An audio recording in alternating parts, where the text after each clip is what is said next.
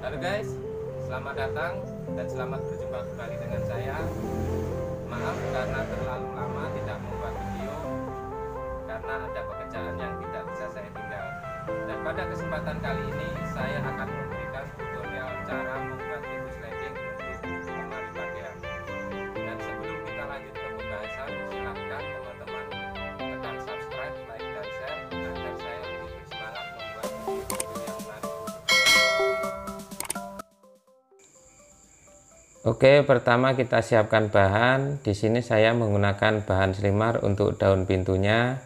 Bisa juga diganti menggunakan 1x1,5 kotak maupun oval. Dan untuk roda saya menggunakan merek Huben SD12. Ini untuk rodanya. Dan bungkusnya seperti ini kalau kawan-kawan mau belanja. Oke, untuk bahan daunnya sudah saya potong sesuai ukuran dan sudah saya lubangi untuk peletakan roda. Jadi tinggal kita ripet. Untuk lubangnya sendiri dari pinggir saya mengambil jarak 6 cm. Dan di sini saya tidak menggunakan sekrup karena kalau kita pakai sekrup nanti akan menonjol dan sekrupnya akan bergesekan dengan pintu yang satunya. Jadi saya menggunakan paku ripet agar lebih rata dengan roda.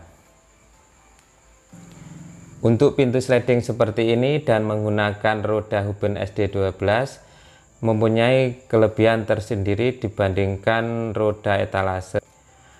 Kelebihan itu sendiri yaitu waktu kita dorong jalannya halus, tidak berisik karena roda terbuat dari bahan semacam plastik. Jadi tidak berisik, dan untuk tampilannya sendiri terlihat kokoh karena menggunakan bahan yang lumayan besar. Setelah roda semua terpasang, kita bisa memasang spigot. Dan untuk bahan selimar ini sendiri spigotnya cukup kecil dan hanya satu, karena di sisi dalamnya nanti tertahan oleh kaca, jadi tidak akan miring atau goyang ke kanan dan ke kiri. Setelah spigot terpasang, kita bisa merakit daun pintu. Di sini saya menggunakan skrup karena nantinya daun pintu akan kita bongkar lagi untuk pemasangan kaca. Dan untuk pemasangan roda sendiri sebenarnya kita bisa memasang setelah perakitan daun pintu selesai. Jadi kawan-kawan bisa memilih mana yang paling mudah caranya setelah selesai merakit ataupun sesudah merakit daun pintu. Jadi hasilnya akan seperti ini. Ini untuk bagian dalam. Jadi tampilannya seperti ini. Motifnya bagus untuk daun pintu selimar ini. Untuk rel atas dan rel bawah seperti ini. Ini untuk bagian bawah seperti huruf M, dan ini untuk bagian rel atas seperti huruf U.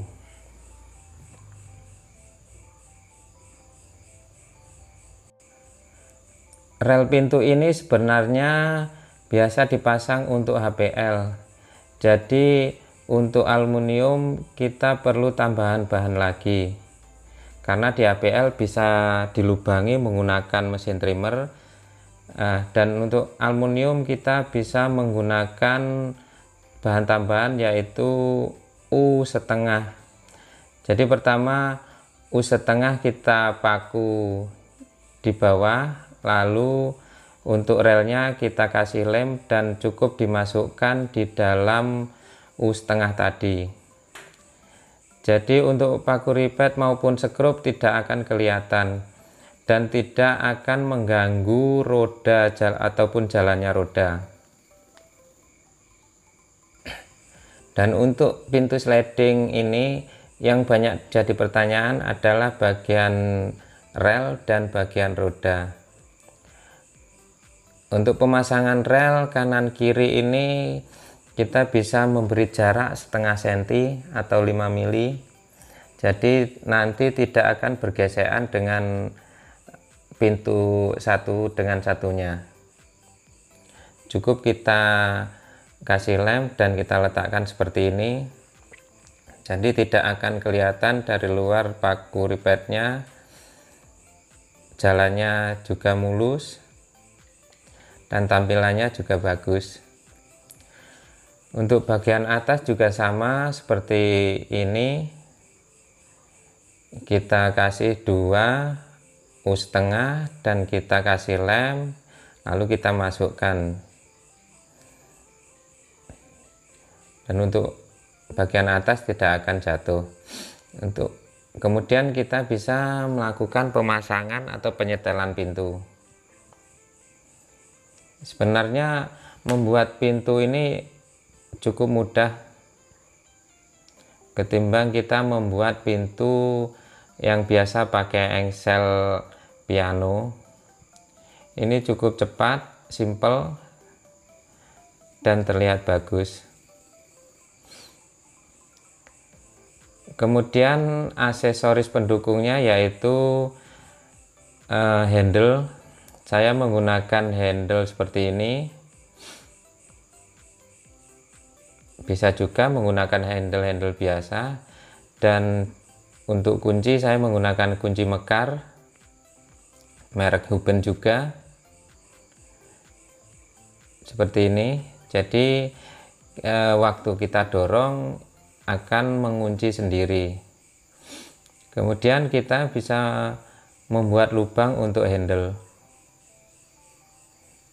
sesuaikan dengan lubang atau ukuran handle yang ada.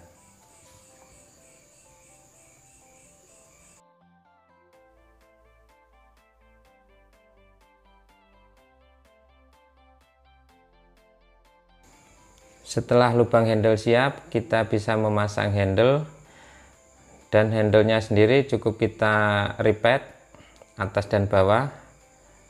Ini sudah kuat. Lakukan untuk pintu satunya lagi.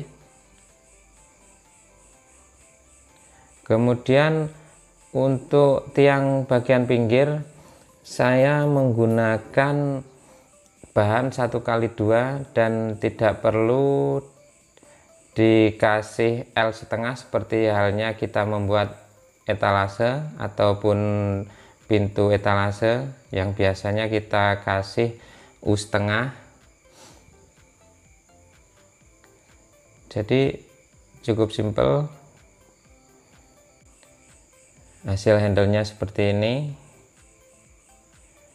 Kemudian kita memasang kunci. Untuk kunci mekar sendiri kita memasang dua bagian pintu maksudnya, karena sistem kunci mekar mengunci pada tiang pinggir-pinggir, berbeda dengan menggunakan kunci camlock maupun kunci tusuk.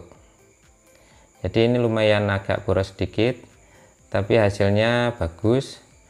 Dan harga jual lemarinya juga tinggi dibandingkan lemari dengan menggunakan pintu yang biasa.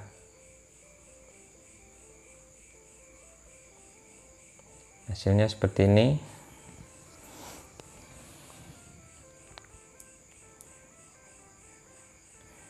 Jadi untuk pembukanya kita bisa memutar ke bawah. Seperti ini cara kerjanya. Dan enak jalannya. Seperti ini. Dan sangat kuat.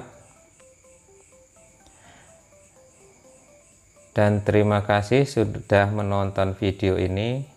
Sampai jumpa di video-video berikutnya.